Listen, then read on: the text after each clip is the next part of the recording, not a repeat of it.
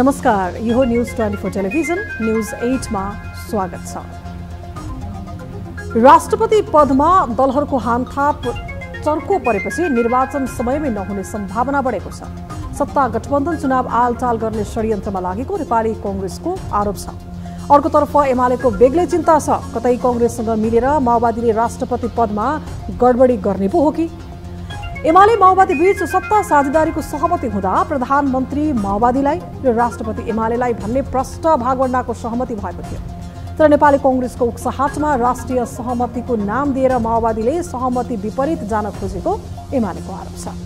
कांग्रेससँग बालुवाटारमा गठबन्धन तोडेर एमालेसँग बालकोटमा गठबन्धन गर्दा माओवादी अध्यक्ष प्रचण्डले हुलमुलमा जे सहमति भए पनि अब दीर्घकालीन हितलाई ख्याल गर्दै परिपक्व निर्णय लिएर अघि बढौं भन्ने गरेका छन्। दलीय शक्ति सन्तुलन कायम गर्नुपर्ने तर्कका आधारमा प्रचण्डले सबै शक्तिशाली पद एमालेका भागमा सुम्पन नहुने मत बनाएका छन्। नेपाली कांग्रेसको पनि डर उही छ कि एमालेका भागमा सबै पद पुगेपछि परिस्थिति निकै प्रतिकूल हुनेछ। माओवादी र कांग्रेस मात्रै होइन, बाँकी केही दलहरू पनि एमालेबाट विगतमा संसद भङ्ग गर्नेदेखि राष्ट्रपति पदको दुरुपयोग गर्ने सम्मका हरकत भएको हुनाले अब फेरि सबै शक्तिशाली पद एमालेको हातमा पुग्दा अर्को अनिष्ट हुने ठानिरहेका छन्। एमाले बाहेकका धेरैजसो दलहरू शक्ति सन्तुलन कायम गरौं भन्ने पक्षमा देखिन्छन्। तर स्वयं एमाले र माओवादीका लागि भने राष्ट्रपति पद प्रतिष्ठाको विषय बनेको छ। राष्ट्रपतिकै लागि एमाले मरिहत्ते गरिरहेको छ। माओवादी दिउँ कसरी दिउँ, नदिउँ पनि कसरी नदिउँको निकै दुविधाग्रस्त हालतमा छ। आलङ्कारिक भनेको राष्ट्रपति पद अहिले दलहरूका लागि जीवन मरणको मामला जस्तो बनेको छ। अब न्यूज 8 का हेडलाइन्स। परम्परा पछ्याउँदै प्रधानमन्त्री प्रचण्ड भारत भ्रमणको तयारीमा। छिमेकीको बढ्दो हस्तक्षेपका कारण सरकारको स्थिरतामै आशंका। ठाडो हस्तक्षेप बढेको भन्दै एमाले अध्यक्ष ओली आक्रोशित। एउटा व्यवहारमा अर्कै अभ्यास त्यस प्रकारको। प्रचण्ड माधव र बाबुराम पार्टी एकताको कसरतमा। एमालेबाट असन्तुष्ट नेताहरूको नेकपा यसतर्फ आकर्षित हुँदा एमाले अध्यक्ष ओली दबावमा। एकता भाँड्ने एमालेको प्रयास।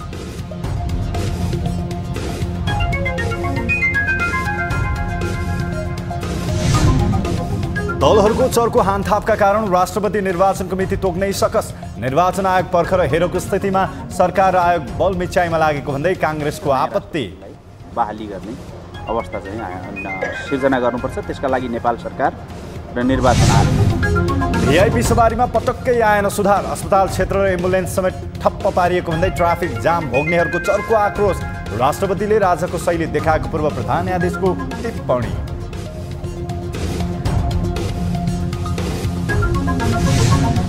र म्याच फिक्सिङको पोल खोलेपछि नेपाल क्रिकेट सङ्घ क्यानको रक्षात्मक स्पष्टीकरण।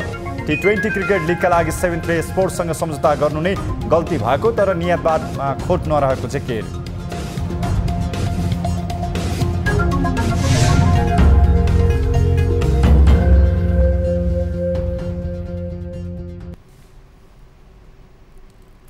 हामी निरन्तर न्युजमा छौं। सत्ता समीकरणमा आएको परिवर्तन र छिमेकीको हस्तक्षेपका कारण वर्तमान सरकारको आयुमाथि नै प्रश्न उठिरहेका बेला प्रधानमन्त्री पुष्पकमल दाहाल प्रचण्ड भारत भ्रमण जाने भएका छन्। प्रचण्डले भारत भ्रमणको तयारी गरेसँगै यस विषयमा गम्भीरतापूर्वक बहस चर्चा र टिप्पणी भइरहेका छन्। कम्युनिस्ट पार्टीहरूको वर्चस्वमा सरकार बनेपछि खुसी भएको चीन र चीनले हस्तक्षेप गरेर सरकार बनाएको ठानेको भारतलाई शक्ति सन्तुलनमा ल्याउन पनि उनी भारत भ्रमणमा जान लागेको आशंका गरिएको छ। एक रिपोर्ट।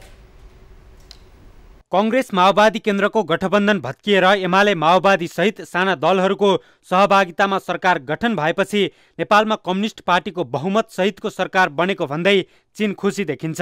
प्रचण्ड प्रधानमन्त्री बने लगत्तै बधाई सन्देशमै होडबाजी गरेका छिमेकीहरू भारत चीन अहिले नेपालको आन्तरिक राजनीतिमा कसको प्रभुत्व कायम गराउने भन्ने ध्याउन्नेमा लागेका छन्।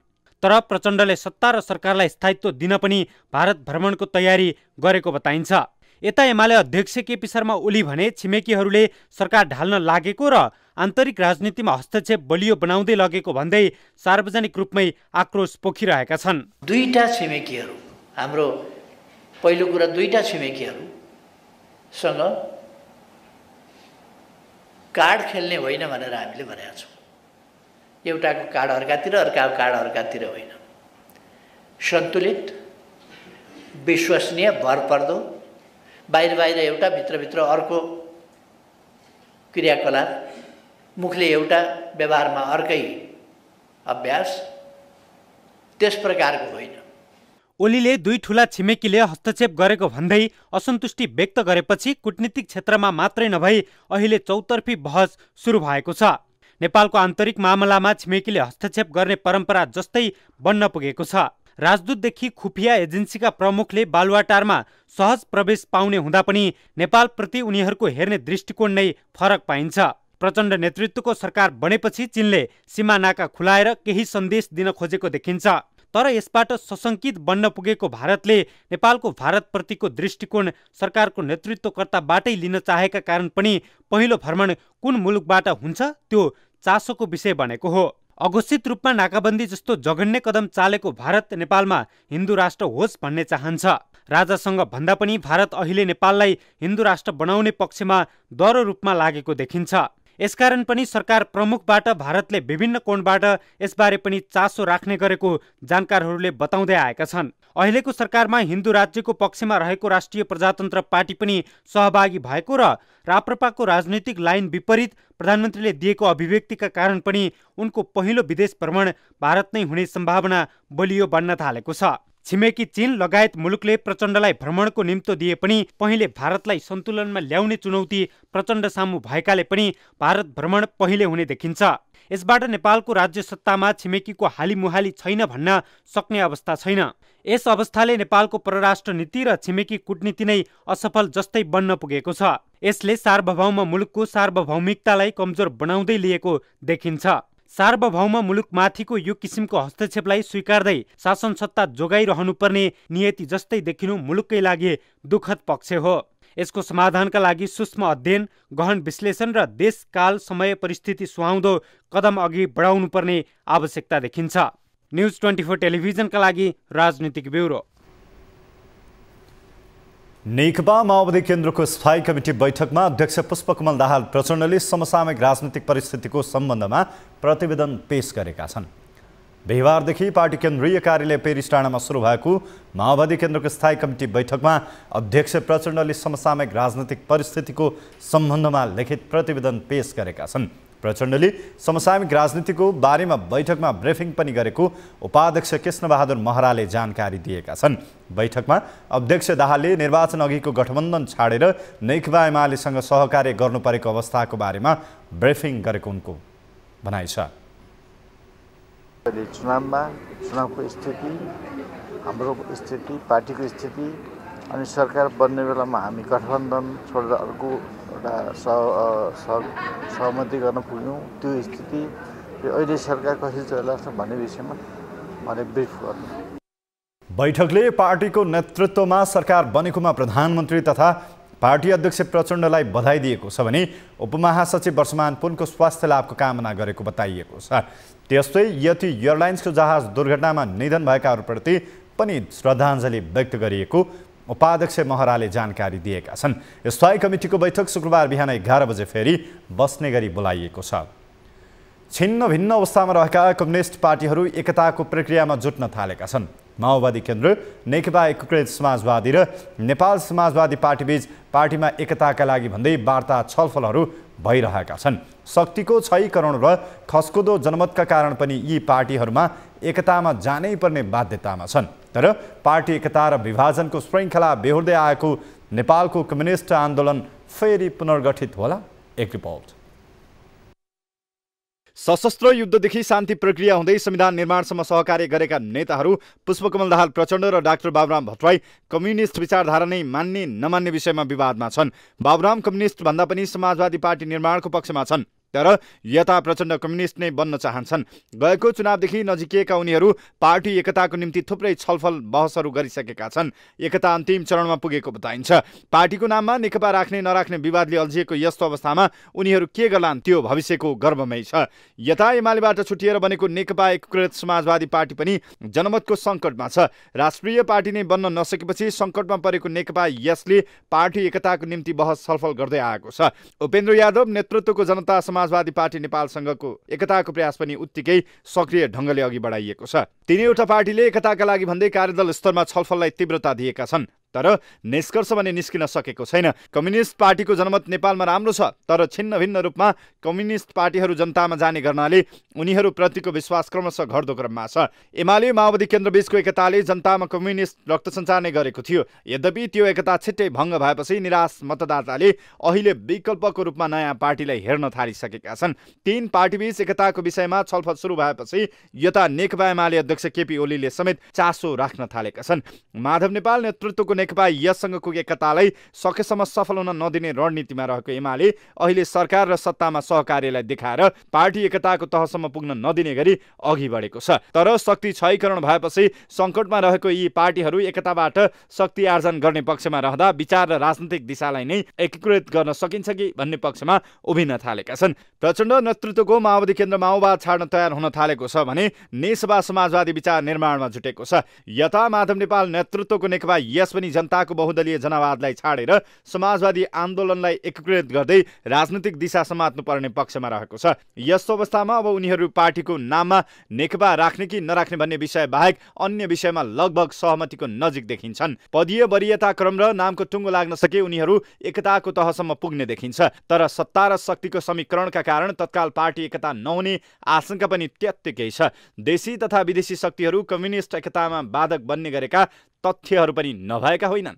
न्युज 24 टेलिभिजनका लागि राजनीतिक ब्युरो।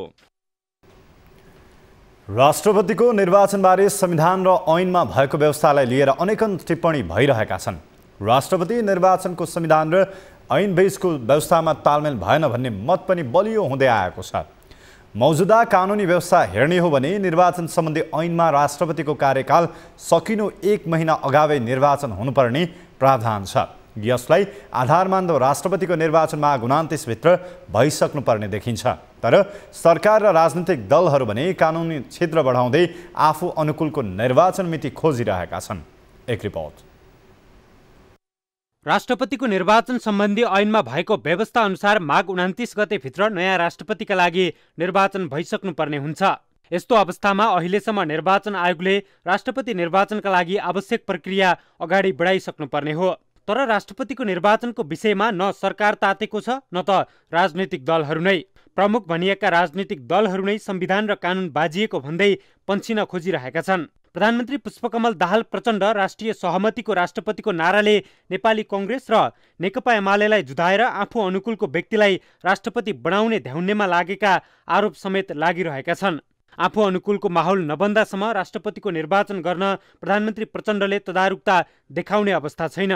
यस्तोमा समयमै राष्ट्रपतिको निर्वाचन हुनेमा विपक्षी दल नेपाली कङ्ग्रेसले आशंका गरिरहेको छ। फागुन 28 सम्म अर्को राष्ट्रपति तयार भएर पुरानो राष्ट्रपति बिदा हुने र नयाँ राष्ट्रपतिलाई बहाली गर्ने अवस्था चाहिँ सिर्जना गर्नुपर्छ। त्यसका लागि नेपाल सरकार र निर्वाचन आयोगले त्यो तत्परता देखाउनुपर्छ। यता राष्ट्रपति र उपराष्ट्रपतिको निर्वाचन गराउने मुख्य जिम्मेवारी पाएको निर्वाचन आयोग पनि सरकार अनुकूलको माहौल कुरेर बसेको देखिन्छ।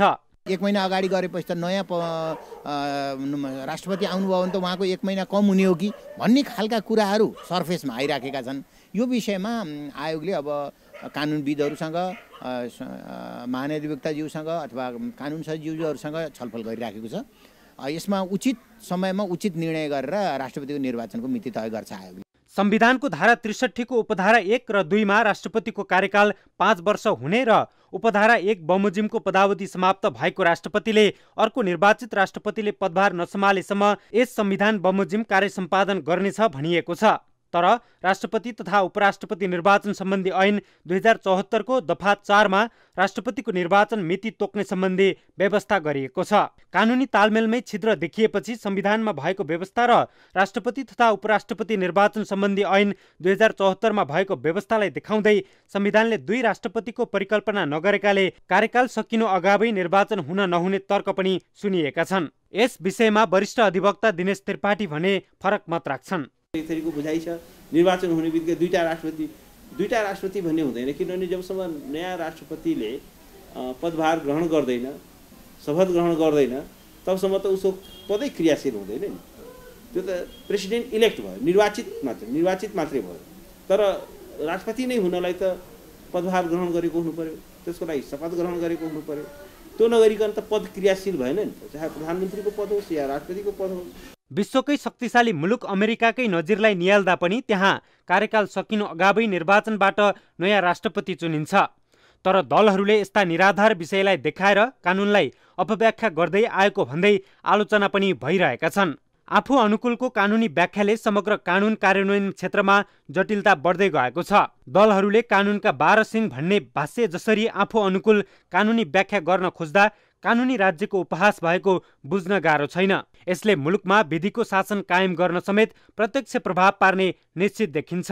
न्युज 24 टेलिभिजनका लागि क्यामेरामा कान्छा डङ्गोलका साथमा टिभी जर्नलिस्ट शीतल रिजाल, काठमाडौँ। हामी निरन्तर न्युजमा छौं। प्रत्येक वर्ष माघ शुक्ल पञ्चमीका दिन मनाइने श्री पञ्चमी विद्याकी अधिष्ठात्री देवी सरस्वतीको पूजा आराधना गरी बिहिबार देशभर मनाइएको छ। वसन्त पञ्चमीका दिन सरस्वतीको पूजा गरी विद्या बुद्धि बढ्ने विश्वास रहेको छ। बिहिबार देशभरका सरस्वती मन्दिरमा पूजा आराधना गर्नका लागि श्रद्धालुको भिड लागेको थियो। विद्यालय नपठाइएका साना बालबालिकालाई आजकै दिनदेखि अक्षर आरम्भ गराउने चलन पनि छ। सरस्वती पूजाका दिन लेखपढ गर्न सिकाए राम्रो विद्या आउने जनविश्वास छ। चन्द्रमा जस्तो गोरो वर्ण भएकी तथा हातमा बिडा र पुस्तक लिएकी विद्याकी देवी सरस्वतीलाई भक्तजनले भारती, शारदा, हंसवाहिनी, जगन्माता, बागेश्वरी, कौमारी, वरदायिनी, बुद्धिदात्री, ब्रह्मचारिणी, चन्द्रघण्टा र भुवनेश्वरी जस्ता नामले पुकार्छन्। विद्या र सृजनाकी देवी भएकाले विशेष गरी साहित्यकार, कलाकार, पत्रकार, शिक्षक र विद्यार्थीले आफ्ना कला साधनाका वस्तु, कलम, कापी, कुची र वाद्य यन्त्र आदिलाई सरस्वतीका रूपमा पूजा आराधना गर्छन् भने तान्त्रिक तन्त्र सिद्धिका लागि तारादेवीका रूपमा आराधना गरिन्छ। सूर्य उत्तरतिर लागि दिन लामो हुने र वसन्त ऋतु प्रारम्भ हुने विश्वासका साथ आजका दिनलाई वसन्त पञ्चमी पनि भन्ने गरिन्छ। आजका दिन विवाह, व्रतबन्ध, गुफा राख्ने र बेल विवाह जस्ता सामाजिक तथा धार्मिक कार्य गर्न साइत हेर्नु पर्दैन भन्ने विश्वास छ। यस दिन बालबालिकालाई शिक्षा आरम्भ गर्नुका साथै नाक कान छेडिदिने गरिन्छ। उपत्यकाका स्वयम्भू मैतीदेवी र गौरी धारा स्थित नील सरस्वती, ललितपुरको लेले तथा अन्य जिल्लामा रहेका सरस्वतीका मन्दिरमा आज बिहानैदेखि पूजाआजा गर्न भक्तजन खास गरी छात्र छात्राको घुइँचो लाग्ने गर्दछ। काठमाडौँ उपत्यकामा सवारी चाप अत्यधिक बढ्दो क्रममा छ। पछिल्लो समय सरकारले सवारी आवागमनलाई सहज पार्न भन्दै कार्यालय समयमा सवारी आवागमनमै कडाई गर्दै आएको छ। टिप्पर लगायतका गाडीलाई निश्चित समय नै छुट्याएर सवारी आवागमनलाई व्यवस्थित पार्न खोजिए पनि भिआइपीको सवारीको क्रममा हुने जामका कारण जनआक्रोश बढिरहेको छ। एक रिपोर्ट।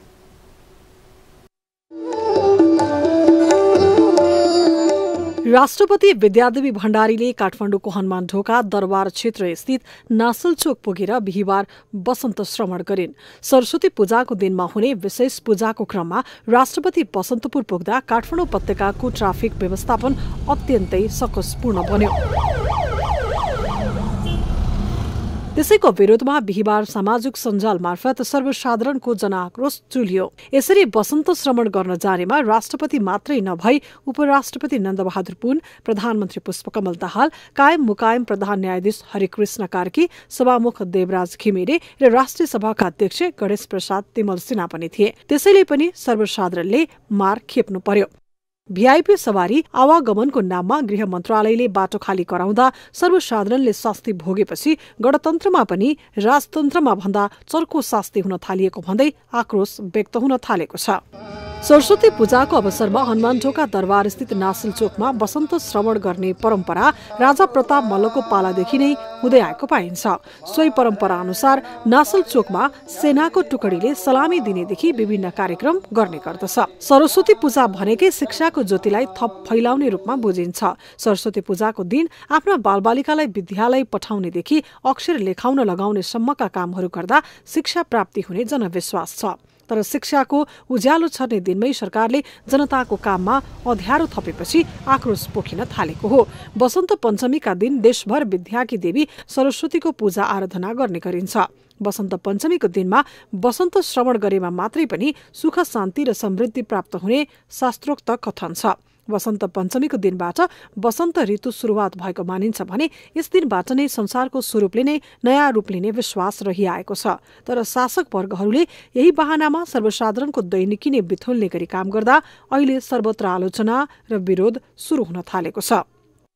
राष्ट्रपतिको अब एउटा सवारी साधनमा यस्तो गर्दाखेरि त दुःख बिमार हुने, बच्चा हुने, हस्पिटल जान पर्छ, अनि यस्तो गरेर त भएन नि त। अब हामीलाई त गाह्रो, अब बिच बाटोमा ओर्लेर अनि यसरी आउनु पर्छ, अनि कहाँ यसरी हुन्छ त। अब पाउनु भएको छैन हैन, गाडी पाएको छैन, भयो हस्पिटल निस्किया आधी घन्टा भइसक्यो, बच्चा बोकेको छ छोरीले, म बिरामी उभिन गाह्रो छ मलाई, अनि गाडी पाएन, त्यहाँ जाउँ खर्च छैन, भए 2-4 पैसा तिमी बुझाइहाल्यो, अनि गाह्रो भइरहेको छ। अब कति बेला आउँछ? अघिदेखि कुरा छ, गाडी नै आउँदैन, एउटा नि बसाएको छैन अहिलेसम्म। बुढानी कण्ठको कुरै छ अघिदेखि आइनै। भिआइपी सवारीको नाममा सडकमा जामले थकित पारेपछि पूर्व प्रधान न्यायाधीश सुशीला कार्कीले समेत आक्रोश व्यक्त गरेकी छन्। राष्ट्रपतिबाट मैले पनि दुःख पाएँ, मैले कहाँबाट म आउनु पर्ने, एकदम सर्टकट नजदिकमा आउनु पर्ने, म धेरै घुमेर चाहिँ आएको हुँ म पनि आज। र त्यो हाम्रो एउटा कस्तो भनेदेखि राजाले ठिक गरेनन् भनेर आउने मान्छेहरू राजै जस्तो भए। लोकतान्त्रिक शासनमा जनता सर्वोपरि शक्तिका रूपमा रहेका हुन्छन्, तर जनताबाटै चयन भएका उच्च पदस्थहरूले जनतालाई नै हैरान बनाउने गरी सडक नै कब्जा गर्ने प्रवृत्ति सर्वथा उचित होइन। व्यवस्थापन पक्षको ख्यालै नगरी मनपरी रूपमा सर्वसाधारणलाई हिँडडुल गर्न रोक्दा जनस्तरमा के प्रभाव पर्छ भन्ने बारे हर कोही उच्च पदस्थले हेका राख्नु जरुरी छ। न्यूज 24 टेलिभिजनका लागि राजनीतिक ब्युरो।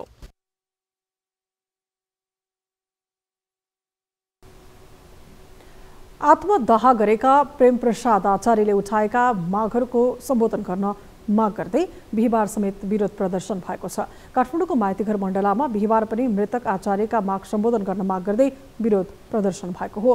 प्रदर्शनकारीहरूले मृतक आचार्यका मागहरूमा सरकारले केवल औपचारिक भूमिका देखाए, कडा प्रतिवाद गर्ने चेतावनी पनि दिए। प्रदर्शनकारीहरूले मृतक प्रेम प्रसाद आचार्यले आत्मदाह गर्नुपर्ने स्थिति कसरी सृजना भयो र त्यो अवस्थामा कसले पुर्यायो भन्ने बारेमा सरकार गम्भीर नबनेको आरोप समेत लगाएका छन्। आत्मदाह गरेका आचार्यका परिवारलाई भेटेर सरकारले घटना थामथुम पार्ने प्रयास गरिरहेको आन्दोलनकारीहरूको आरोप छ।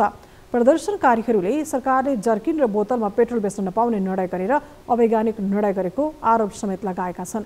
यस निर्णयले गाउँमा ट्र्याक्टर चलाएर खाने किसानहरूलाई झनै समस्या पैदा गर्ने उनीहरूको भनाइ छ। सरकारले हचुवाको भरमा निर्णय गरेर घटनालाई ख्यालमा लिई घटना लुकाउने प्रयास गरिरहेको आरोप उनीहरूको छ। सस्तो लोकप्रियताका स्टन्ट सरकारले अब बन्द गर्नुपर्ने चेतावनी समेत उनीहरूको छ।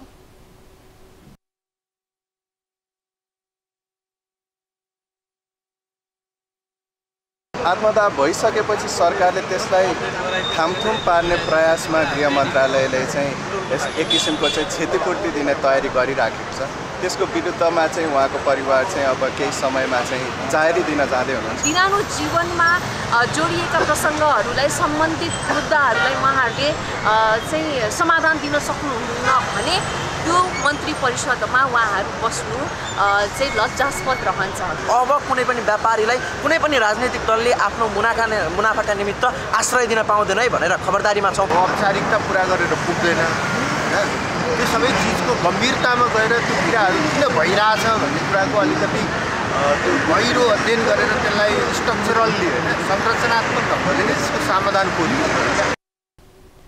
प्रदर्शनकारीहरूले उद्यमशील नेपाल नारा मात्र हो सरकार, गरे खाने कि मरिजाने, भिसादेऊ सरकार, खाडी जान्छु, दलालहरू होसियार, देशमै गरी खाने वातावरण बनाइदेऊ सरकार लगायतका नारासहित प्रदर्शन गरेका थिए।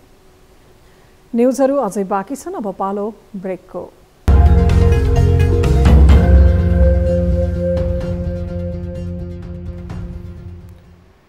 हामी निरन्तर न्युजमा छौँ। प्रधानमन्त्री पुष्पकमल दाहालले देशको अर्थतन्त्र अझै चिन्ताजनक रहेको बताएका छन्। बिहिबार काठमाडौँमा आयोजित मारवाडी सेवा समाजको 70औं साधारण सभालाई सम्बोधन गर्दै प्रचण्डले अहिले पनि अर्थतन्त्रका परिसूचकहरू राम्रो नभएको बताएका हुन्। आफूलाई अर्थतन्त्र चलायमान र गतिशील बनाउने चुनौती रहेको समेत उनको भनाइ छ। सरकारको पहिलो बैठकमा नै आफूले निजी क्षेत्र र सार्वजनिक क्षेत्रको सहकार्य मार्फत आर्थिक क्षेत्रमा देखा परेका समस्या समाधान गर्ने दिशानिर्देश गरेको समेत उनले बताए। मारवाडी सेवा समाजले निःशुल्क गुणस्तरीय स्वास्थ्य सेवा दिने उद्देश्यले 300 शय्याको अस्पताल बनाउने कुरा राखेको भन्दै उनले सरकारको तर्फबाट आवश्यक जग्गा उपलब्ध गराउने पहल गर्ने प्रतिबद्धता समेत व्यक्त गरेका छन्।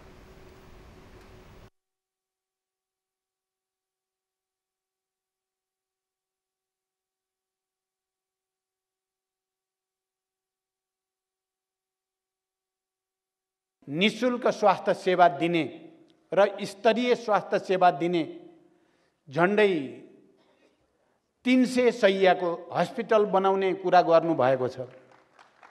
म तपाईहरुको यो योजनाको निम्ति तपाईहरुलाई धन्यवाद भन्न चाहन्छु र सरकारको तर्फबाट जग्गा उपलब्ध गराइदिन पर्यो भन्नुभएको छ। म यसको निम्ति सरकारको तर्फबाट पहल गर्ने विश्वास पनि तपाईहरुलाई दिलाउन चाहन्छु।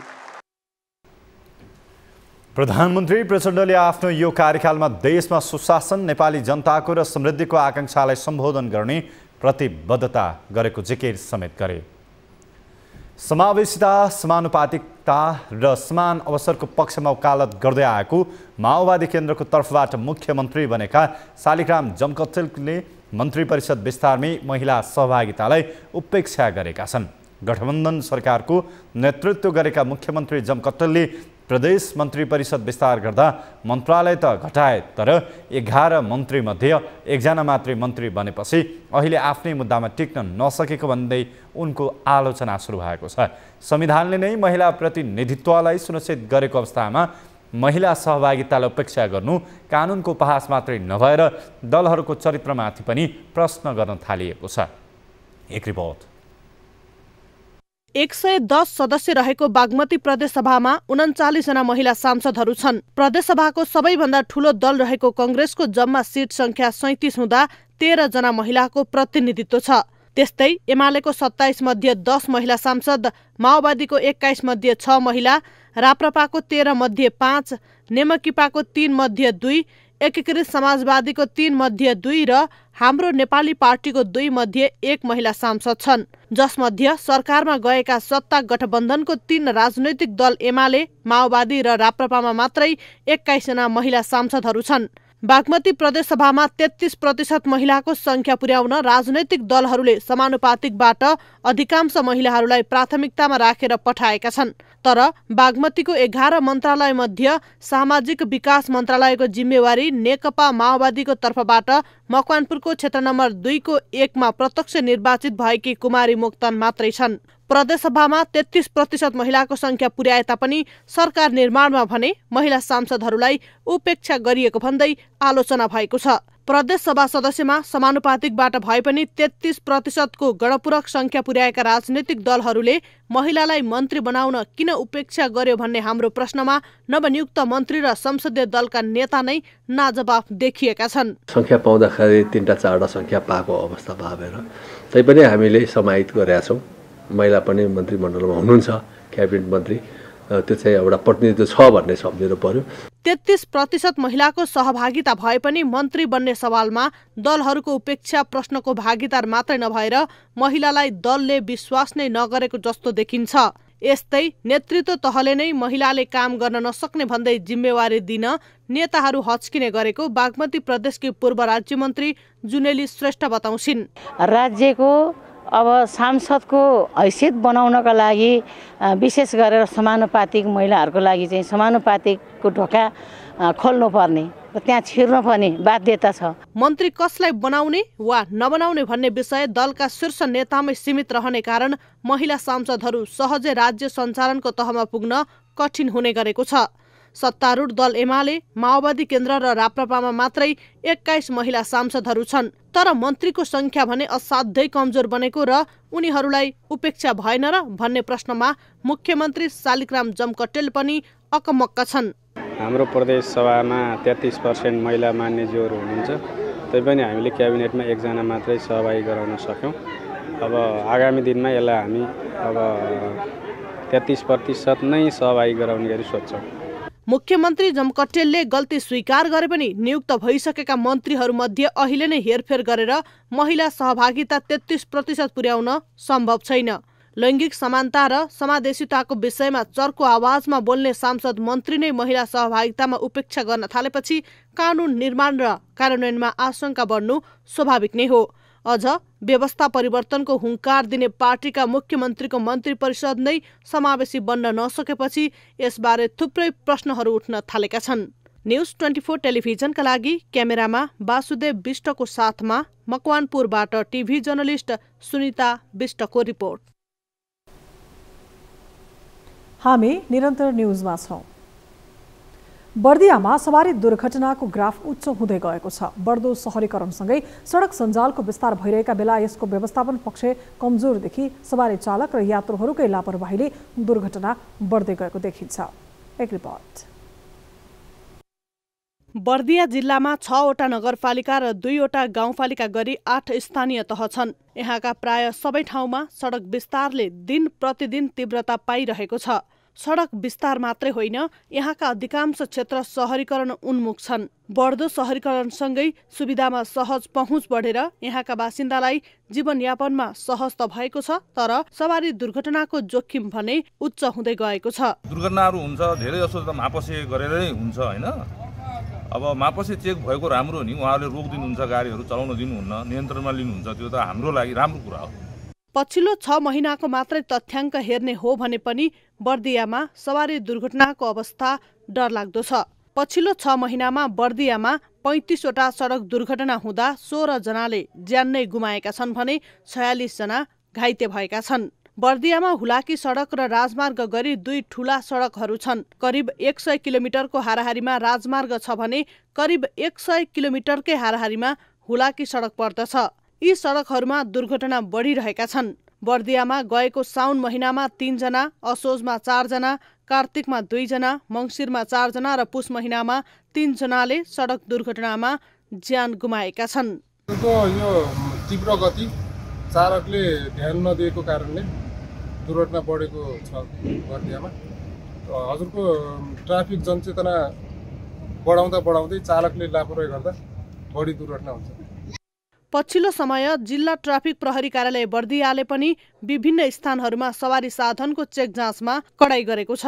ट्राफिक प्रहरीले उठाएको राजस्व हेर्दा पनि त्यो कुराको पुष्टि हुन्छ। सडक अनुशासन विपरीत गएकाहरूबाट 6 महिनामा मात्र 43,03,500 रुपैयाँ राजस्व सङ्कलन हुनुले पनि चेक जाँचमा कडाईका साथ गरेको पुष्टि हुन्छ भने सवारी चालकहरूको लापरवाही बढिरहेको समेत यस कुराले बुझाउँछ। बर्दियामा सडक अनुशासन कायम गरी दुर्घटना कम गर्नका लागि ट्राफिक प्रहरीले विभिन्न सचेतना कार्यक्रम समेत गर्दै आएका छन्। यहाँ विभिन्न स्थानमा 1495 जनालाई अवेरनेस कार्यक्रम समेत सञ्चालन गरिएको छ, तर दुर्घटनामा कमी आउन भने सकेको छैन। हाम्रो यो चालु अब श्रावणदेखि हालसम्मको सवारी दुर्घटनाको रेकर्ड हेर्दाखेरि जम्मा दुर्घटना सङ्ख्या 35 वटा भएको छ, जसमध्ये मृत्यु हुनेको सङ्ख्या 16 जना छ भने घाइते 46 जना घाइते भएका छन्। सवारी दुर्घटनाको प्रमुख कारण सडक अनुशासन उल्लङ्घन गर्नु नै देखिन्छ। एकाध प्राविधिक पक्षसँग जोडिएर दुर्घटना भए पनि धेरै ठाउँमा चालक र यात्रुको लापरवाही नै कारक देखिन्छ। बितेको 6 महिनामा मात्र बर्दिया जिल्लामा 35 वटा सडक दुर्घटना भएको छन् भने जसमध्ये 46 जना घाइते भएका छन् भने 16 जनाले ज्यान गुमाएका छन्।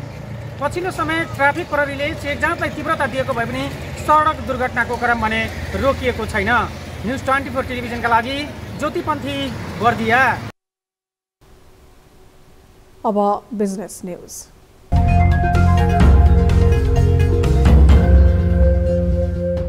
एक 100 मेगावाटको तामाकोसी 5 जलविद्युत निर्माणका लागि 2 चिनिया कम्पनी सर्ट लिस्टमा परेका छन्। तामाकोसी 5 जलविद्युत आयोजना निर्माणका लागि निकालेको ठेक्कामा 2 चिनिया कम्पनी सर्ट लिस्टमा परेका हुन्।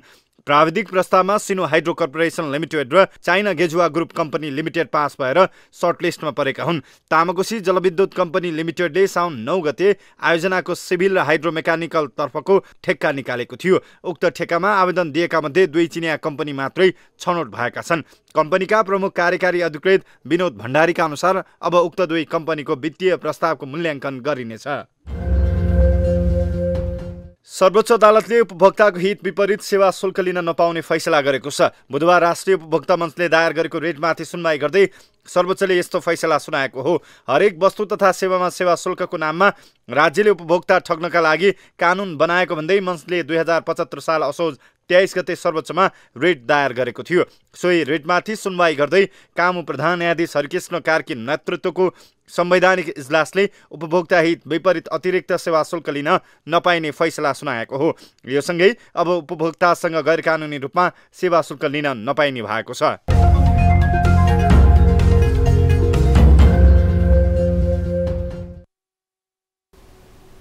न्युजहरू अझै बाँकी छन्, अब पालो ब्रेकको।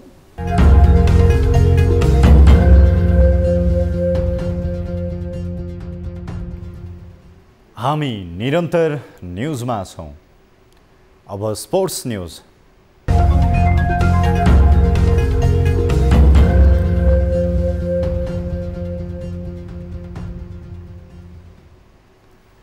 नेपाल टी20 क्रिकेट लिगका लागि 7-3 स्पोर्ट्ससँगको सम्झौता गर्नु नै गल्ती भएको नेपाल क्रिकेट सङ्घ क्यानले स्वीकार गरेको छ।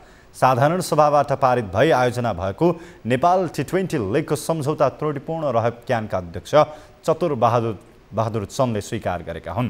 बिहिबार क्यानले आयोजना गरेको पत्रकार सम्मेलनमा अध्यक्ष चन्दले विवादास्पद कम्पनी 7-3 स्पोर्ट्ससँग सम्झौता गर्नु गल्ती भएको स्वीकार गरे। तर क्यानले कुनै गलत नियत राखेर सम्झौता नगरेको उनको स्पष्टोक्ति छ।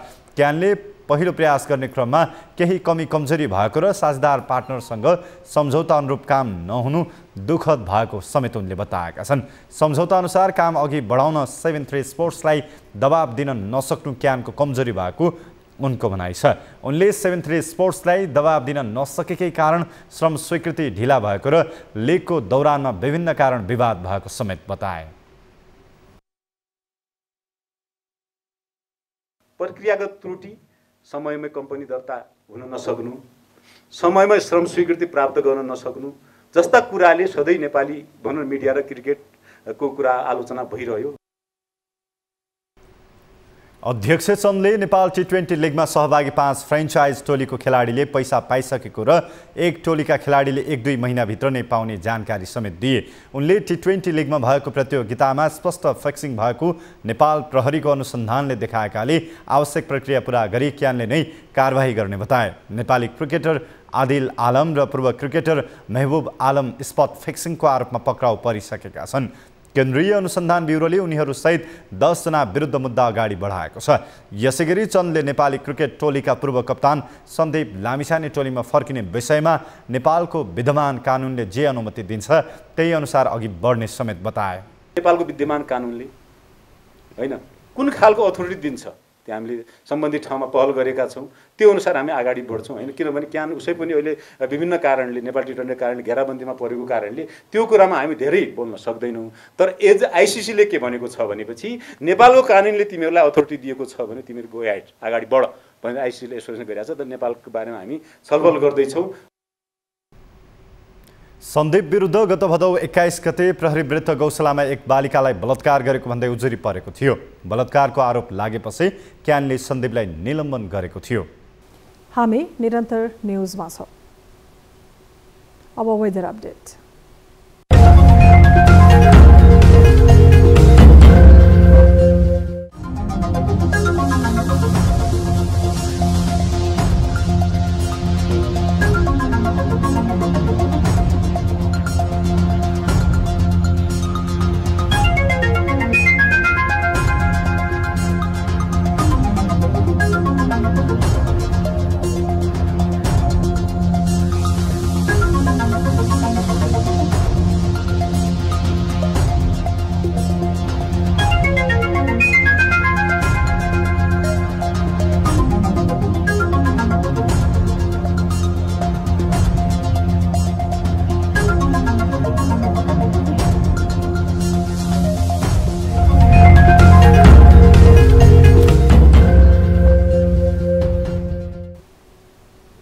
अब न्यूज 8 को अन्त्यमा पुनः हेडलाइन्स।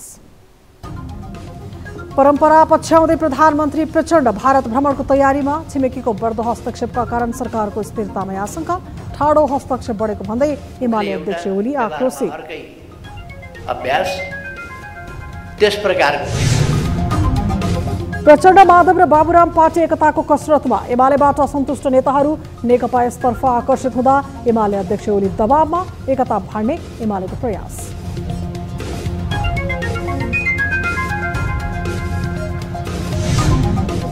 दलहरूको चर्को हानथापका कारण राष्ट्रपति निर्वाचनको मिति तोक्नै सकस। निर्वाचन आयोग पर्ख र हेरको स्थितिमा सरकार र आयोग बल मिच्याइमा लागेको भन्दै कांग्रेसको आपत्ति।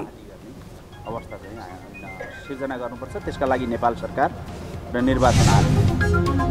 भिआइपी सवारीमा पटक्कै आएन सुधार। अस्पताल क्षेत्र र एम्बुलेन्स समेत ठप्प पारेको भन्दै ट्राफिक जाम भोग्नेहरूको चर्को आक्रोश। राष्ट्रपतिले राजाको शैली देखाएको पूर्व प्रधान न्यायाधीशको टिप्पणी।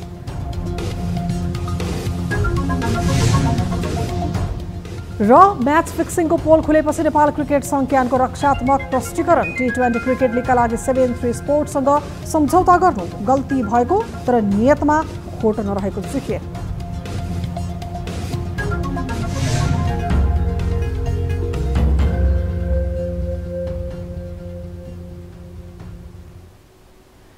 न्यूज 8 अहिलेलाई यति नै। जाँदा जाँदै ताली र गालीका लागि हामीले सोधेको प्रश्नको अन्तिम नतिजा यसपछि प्रसारण हुने कार्यक्रम सीधा कुरा जनतासँगमा हेर्न नभुल्नुहोला। थप न्यूजका लागि हाम्रो वेबसाइट www.news24nepal.com हेर्नुहोला। साथै हामीलाई फेसबुक, ट्विटर र युट्युबमा पनि फलो गर्न सक्नुहुनेछ। यस्तै मोबाइल, भाइबर र इमेलबाट 24 हेल्प डेस्कमा समस्या र गुनासो राख्न सक्नुहुनेछ। अहिलेलाई बिदा दिनुहोस्। हामी निरन्तर न्यूजमा छौँ। नमस्ते।